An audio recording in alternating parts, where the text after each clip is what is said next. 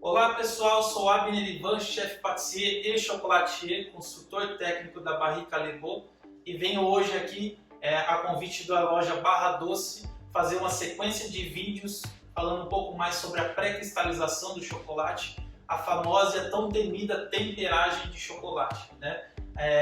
Algumas postagens feitas pela Barra Doce constatou que vocês ainda têm um certo medo, uma certa dúvida de trabalhar com chocolate puro, chocolate nobre, né, que é o chocolate em si, né, que necessita fazer a famosa temperagem para ter alguns benefícios como o brilho, o snap e a retração. O snap é aquele barulhinho quando quebra o chocolate e a retração é sair facilmente do molde sem ficar batendo e quebrar o molde, tá? Então, para ter essas três características, eu preciso fazer alguns métodos de temperagem, né? E eu preciso da temperagem em si, né, que seria a pré-cristalização do chocolate, para obter esses benefícios, tá? Então a gente vai fazer uma sequência de vídeos, né, para não ficar muito longo cada vídeo.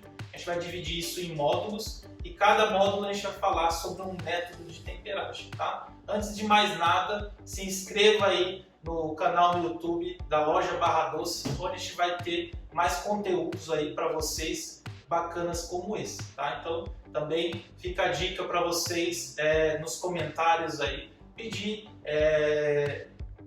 dar sugestões para próximos temas aí, para futuros vídeos, tá? Então a gente vai falar sobre o primeiro método de temperagem, né, de pré-cristalização, que seria por tablagem, tá? Que seria o movimentar o chocolate na pedra e resfriar até a temperatura de trabalho, tá? Nesse primeiro vídeo a gente vai falar um pouco mais detalhado e depois os outros vai se tornar cada vez mais fácil porque vocês já vão estar guardando algumas coisas que são regra praticamente para todos os métodos, tá? Porque não existe o melhor método de temperagem, e sim você tem que conhecer todos os métodos e escolher o melhor método de acordo com a sua estrutura de trabalho, tá? Para se trabalhar com chocolate puro, pessoal, a gente necessita de uma sala climatizada, tá? O ideal seria uma sala entre 18 a 21 graus, tá? E também precisaríamos de termômetro, tá? Se você quer um trabalho mais exato, mais padrão, a gente tem que ter um termômetro e uma balança de precisão. Então, se você quer ganhar um pouco mais de dinheiro na confeitaria e na chocolateria, viver de chocolateria, esses são equipamentos básicos, tá? Então, o termômetro para trabalhar com chocolate pode ser esse mais comum, tá? Que é esse de haste, de sonda, tá? Ou pode ser esse de infravermelho, que é aquele de o laser, tá? Porém, os dois precisam de adaptação de trabalho. Não, qual que é o melhor? Qual que é o que você prefere? Eu trabalho com infravermelho, tá? Devido a já ter acostumado, mas pode ser o de haste comum. O de haste não pode encostar direto na pedra e nem no fundo de uma panela, um exemplo, que senão a temperatura não é real. E esse daqui que é infravermelho é superficial, porém então eu tenho que movimentar o chocolate para ter a temperatura exata naquele momento, tá? A espátula, tá? No caso aqui pode ser duas espátulas para bater uma na outra, para movimentar aqui na pedra, e o pão duro, que seria a espátula de silicone, tá? E o chocolate derretido, tá? O derretimento do chocolate, pessoal, pode ser no micro-ondas ou pode ser em banho-maria, tá? Micro-ondas, ao contrário de algumas pessoas falam, potência tal, tantos minutos. Eu não gosto de falar isso porque o micro-ondas é igual ao forno, cada um tem uma potência, tá? Então, para não ter problema, eu falo o quê? Se a pessoa está iniciando, potência normal do micro-ondas, de 30 em 30 segundos, até derreter e chegar aos 45 graus, tá? Banho-maria, uma panela menor do que a vasilha que vai em cima, tá? Um pouco de água, não precisa encher a panela de água. E aí você vai ligar o fogo, quando começar a ferver, desliga o fogo e aí coloca o bol do chocolate em cima e aí vai movimentando até chegar aos 45 graus, tá? Então os piores inimigos do chocolate é alta temperatura e umidade. Então no método de banho-maria a gente tem que tomar muito cuidado para não cair nada de água no chocolate, tá?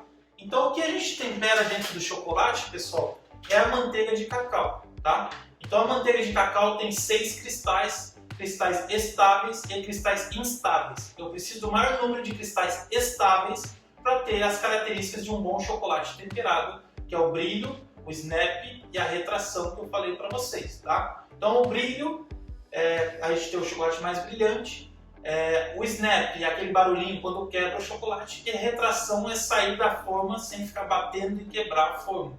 Isso é características de uma boa temperagem.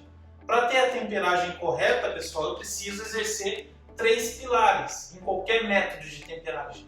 Para ter, seria o tempo, temperatura e movimento.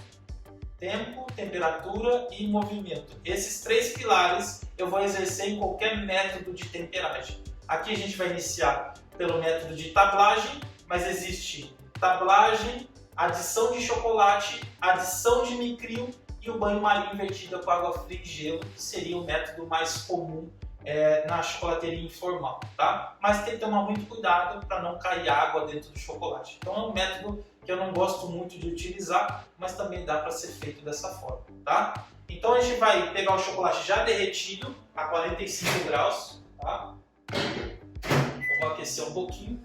Enquanto eu já tenho ele previamente derretido, eu só vou chegar aos 45 graus. Quando eu derreto o chocolate a 45 graus, pessoal, esses 6 cristais que tem na manteiga de cacau, estáveis e instáveis, eles se separam.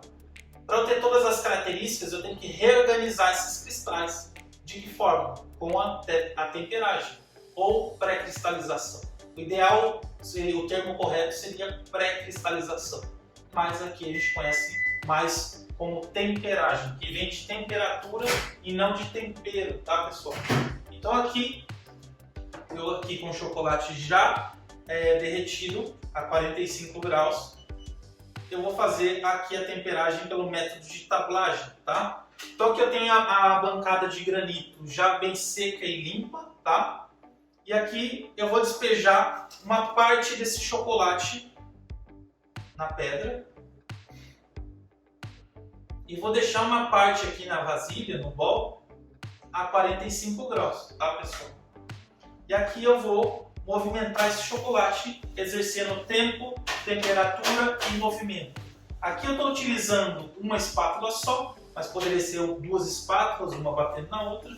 Eu não gosto de impor o jeito de trabalhar, então vocês vão ter que frisar a técnica, as temperaturas, e depois vocês vão se adaptando de acordo com a estrutura de vocês, com o método que vocês se identificarem mais, tá? Então aqui, mas quanto tempo eu tenho que movimentar esse chocolate? Vai depender da climatização da sala e também vai depender da quantidade de chocolate. Quanto menor a quantidade de chocolate, mais rápido eu tenho que trabalhar, tá? Então eu vou resfriar esse chocolate até chegar entre 27 e 26 graus, onde tem o maior número de cristais estáveis que eu preciso, tá?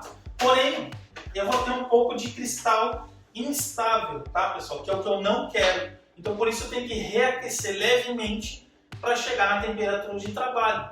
Cada chocolate tem uma temperatura de trabalho. Então, o branco é uma, o ao leite é outra e o amargo é outra. Então, como a gente está trabalhando aqui com chocolate amargo, a temperatura de trabalho dele é entre 30 e 31 graus, tá? Então aqui a gente vai movimentando. O que eu preciso são os cristais na forma 5, que é o cristal mais estável que eu preciso. Então quando eu estou esfriando essa temperatura, tá, eu vou chegar entre 27 e 26 graus, onde tem o maior número de cristais estáveis, porém eu tenho um pouco de cristal instável na forma 4. E eu preciso eliminar isso. E como eu vou eliminar? Com a famosa curva da temperagem, onde eu vou reaquecer levemente esse chocolate e ter só os cristais da forma 5, que interessa para a gente ter as características de um bom chocolate temperado, tá? Por que a sala tem que estar climatizada? Porque eu preciso, a sala, para trabalhar com chocolate, a sala tem que estar entre 18 a 21 graus. Por que disso? Se eu fizer o método da temperagem, eu tenho que resfriar esse chocolate de maneira contínua, tá? Então, resfriando de maneira contínua, eu preciso que ele abaixe a temperatura até, de forma contínua, 1 grau a cada 2 minutos. mas eu só vou conseguir isso se eu tiver a sala climatizada. Então, um exemplo, com a sala um pouco mais quente, eu posso até conseguir que ele resfrie, mas não vai chegar no resultado que eu preciso, tá? Então aqui cheguei entre 27 a 26 graus, 27 a 26 graus, tá? E aqui eu volto esse chocolate pro bol. Pessoal, não se prendam à maneira que a pessoa que está instruindo vocês trabalha, sim as técnicas, tá? Tem que praticar, vai sujar, vai errar, mas a evolução só vem a partir do momento que vocês praticarem, tá? Então aqui eu tinha um pouquinho de chocolate aqui a 45 graus no bol.